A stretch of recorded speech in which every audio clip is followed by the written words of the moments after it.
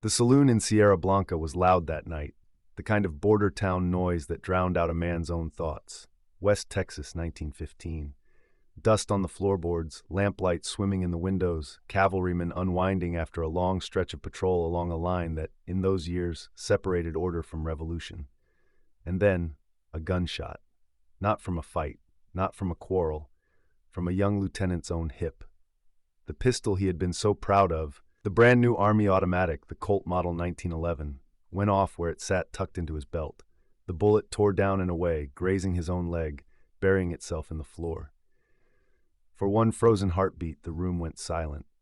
Then the noise rushed back in, and a tall, fair-haired officer stood there, humiliated, his face burning, a thin line of pain running down his thigh. That officer was George S. Patton, Jr., and that single accidental shot, fired by no enemy, aimed at nothing, would shape the way one of the most famous commanders in American history armed himself for the rest of his life. He would go on to lead armies. He would drive tanks across North Africa, race them through Sicily, and hurl them into the heart of Germany. But for 30 years, until the day he died, the most famous fighting general America produced would walk into battle without the most famous American pistol of the century strapped to his side. This is the story of why. If you love the true stories behind the legends, the human moments history almost forgot, take a second to subscribe before we go on. It costs you nothing, and it keeps stories like this one alive. To understand that night in the saloon, you have to understand the man it happened to. In 1915, George Patton was not yet a legend. He was a lieutenant, not quite 30, hungry for a war that had so far refused to find him. He had come out of the Virginia Military Institute in West Point, studied the sword, designed a cavalry saber the Army would adopt, and ridden, fenced, shot, and run his way to 5th place in the modern pentathlon at the 1912 Olympic Games in Stockholm. He was an athlete, a horseman, and above all a romantic, a man who believed, quite literally, that he had lived before as a soldier, that the spirits of old warriors rode with him. Patton looked at the world through the eyes of the cavalry that was already passing into history. Sabers and horses, charges and lances, the clean personal violence of the mounted age, and that romanticism reached all the way down to the weapon on his hip. When the Army assigned him to border patrol duty with a troop of the 8th Cavalry, based at Sierra Blanca, the country to the south was on fire. Mexico was tearing itself apart in revolution, and the border was a nervous, dangerous place. Patton, like every officer, had been issued the Colt Model 1911, the .45 automatic that John Browning had designed and the Army had adopted just 4 years earlier. It was, by any honest measure, a magnificent fighting pistol, powerful, reliable, fast to reload, the gun that would arm American soldiers through 2 world wars and beyond. But Patton did something to his. He was a tinkerer with triggers, a man who spent hours practicing his draw and his pull, obsessed with the speed and the smoothness of the action. And on his issued 1911, he filed the hammer notch down, honed the internal catch that holds the hammer back, until the trigger broke so light, so fine, that the gun became a hair away from firing on its own. He also took to carrying it the careless way, shoved into his belt, without a holster, riding loose against his body. It was a recipe for exactly what happened. The accounts differ a little on the precise mechanics. The simplest version, the one preserved in the plainest histories, says only that his firearm discharged accidentally one night in a saloon. The more detailed version, recorded by firearms historian Whit is more vivid and more damning. Patton had stoned the action down so fine that the pistol reportedly went off when he stamped his foot, the round grazing his thigh. Either way, the result was the same. A loaded automatic, a tuned too-fine trigger, and a careless carry had nearly cost a young officer his leg in a bar. Now, here is where the story turns, and where the legend gets interesting.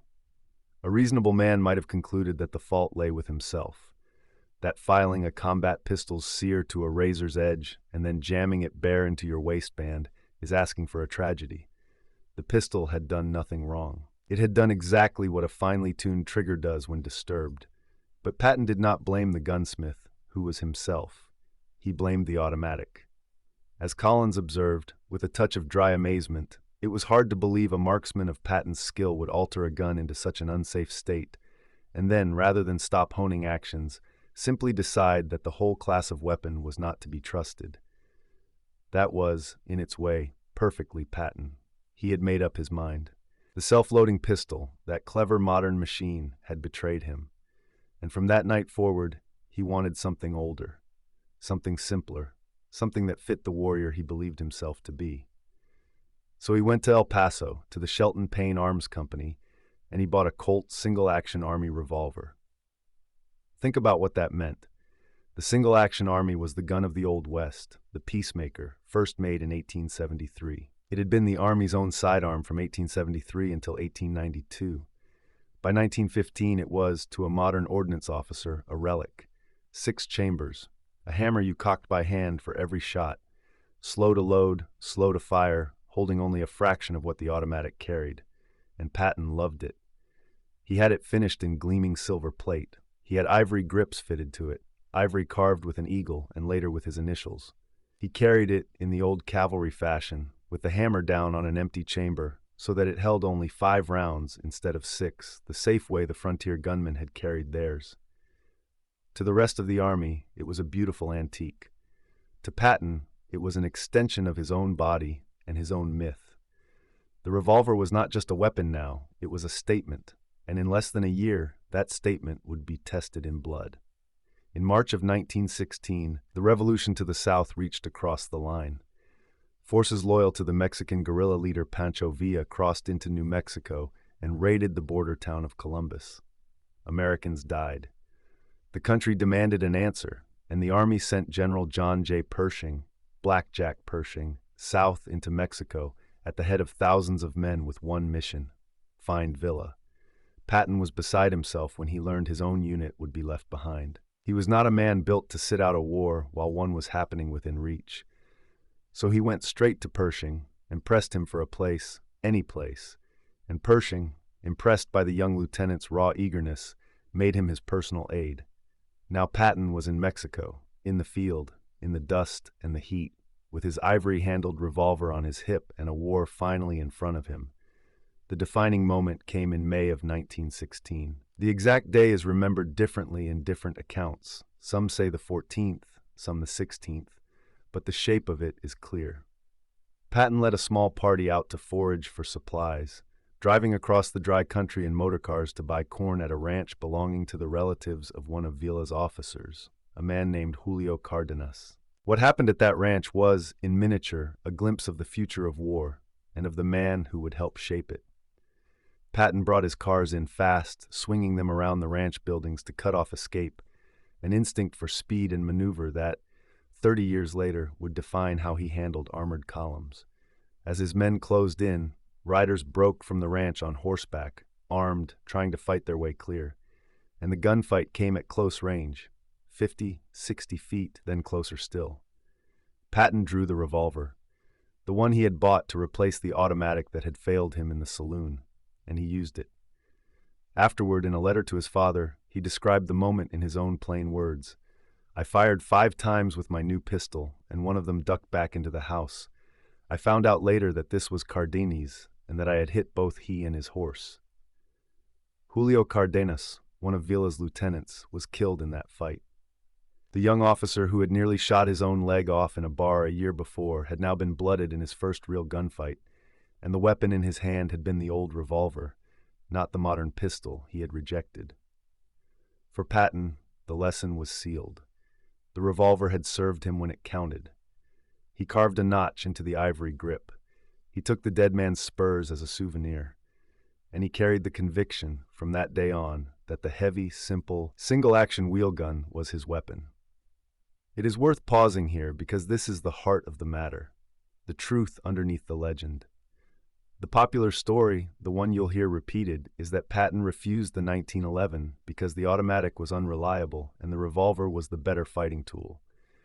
But that is not quite true, and Patton himself, the consummate professional, surely knew it.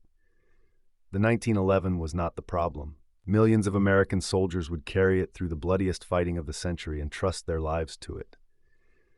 The pistol that failed Patton failed only because Patton had filed it to a hair and carried it bare in his belt.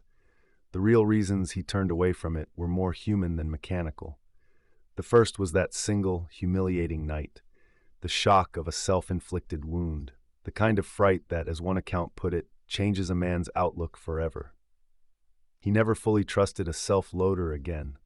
Throughout his life, he was known to prefer powerful revolvers to any semi-automatic pistol. And the second reason was deeper than any of that. It was who Patton was. The revolver fit his image of himself, the cavalryman, the gunfighter, the warrior born in the wrong century. A double-action machine pistol said modern soldier. An ivory-handled peacemaker said Patton. He understood, better than almost any commander of his age, that a general is also a performance, that men follow a figure, a presence, a story. And so he built one, deliberately, down to the grips on his guns. By the time the Second World War came, that performance had reached its full theatrical height. Patton carried two famous revolvers now, though, contrary to the two-gun nickname, he rarely wore both at once. The first was the old Colt single-action Army .45 from his border days, the silver-plated, ivory-gripped companion he had carried since 1916. The second he added in 1935, a Smith & Wesson .357 Magnum, registered Magnum, the gun that would later be known as the Model 27, bought directly from the factory and fitted, of course, with engraved ivory grips bearing his initials. The two guns even had different jobs, according to the men around him. The .45 Colt was, in his words, his everyday carry, the gun he wore to be seen, to command, to lead. The .357 Magnum was something else. Aides and relatives recalled that Patton called it his killing gun, the one he meant to draw if the battlefield ever came close enough that killing, not commanding, was the order of the day. And then there is the moment that fixed his guns in American memory forever. A moment that really happened, no matter how often it's mistaken for movie invention. A reporter, eyeing the gleaming grips, referred to the general's pearl-handled pistols. Patton's reaction was immediate and withering. They were ivory, he snapped, and only a certain kind of lowlife from a cheap New Orleans house of ill repute would ever carry pearl. The wording shifts a little from telling to telling, but the sting of it was real, and so was his pride. The grips were ivory. He would not have them mistaken for anything cheaper. Now set that picture beside the rest of the United States Army. General Omar Bradley, steady, modest, soldierly Bradley, carried what nearly every other man carried, the Colt M1911 automatic, the standard sidearm, plain and issued and reliable. Across the entire force, from privates to most of the brass, the 1911 was simply the gun. It was the American pistol of the war. And there, riding at the front of his armored columns, stood Patton, almost alone among the senior commanders, with a frontier revolver on his hip and ivory shining in the sun. He did carry the 1911 on rare occasions, and he kept smaller automatics too, little pocket pistols he thought of as insurance. But as the weapon he wore into the war, as the gun that became part of his face to the world, he chose the wheel gun, the relic, the peacemaker. It was on its surface a stubborn old man's eccentricity, but it was never only that, because the choice of that revolver tells you almost everything about the kind of commander Patton was. Here was a man who, more than any American general of his time, married the romance of the past to the machinery of the future. He worshipped the cavalry tradition, the horse, the saber, the personal courage of the mounted charge, even as he became the supreme practitioner of the tank, the most modern, mechanized form of war yet devised. The same instinct that sent his motor cars racing around that Mexican ranch in 1916 sent his armored divisions racing across France in 1944. His guns were the visible sign of that contradiction, worn openly on his belt. An old cavalryman's revolver, carried by the man who taught the world how to fight with tanks. And the flamboyance, the showmanship that so many mistook for vanity, was in truth a weapon of its own. Patton led from the front. He put himself where his men could see him, upright, fearless, unmistakable, the ivory grips catching the light. He understood that an army is not only steel and fuel and orders, but morale and belief and nerve. The general who looks like he cannot be killed gives courage to the men who can. He inspired his soldiers, by some accounts, almost to the point of fanaticism, and he did it in part by becoming a figure too vivid to forget. The revolver was part of that figure. It always had been, from the moment he replaced the automatic that shamed him in a Texas saloon. He carried it in one form or another to the very end. After his greatest triumphs, the dash across Sicily, the breakout from Normandy, the desperate, brilliant drive to relieve Bastogne in the freezing winter of the Battle of the Bulge, the war in Europe was won, and George Patton, the warrior who had longed all his life for one more battle, found himself a conqueror with no enemy left to fight. In December of 1945, on a quiet road in occupied Germany, his staff car collided with an army truck. The crash broke his neck and left him paralyzed. He lingered 12 days, the great mover of armies held motionless in a hospital bed, and on the 21st of December 1945, he died. At his wife's wish, he was buried among his own men, in the American cemetery at Ham, in Luxembourg, laid to rest with the soldiers of his Third Army, the men who had bled under his command. His white cross stands among theirs to this day.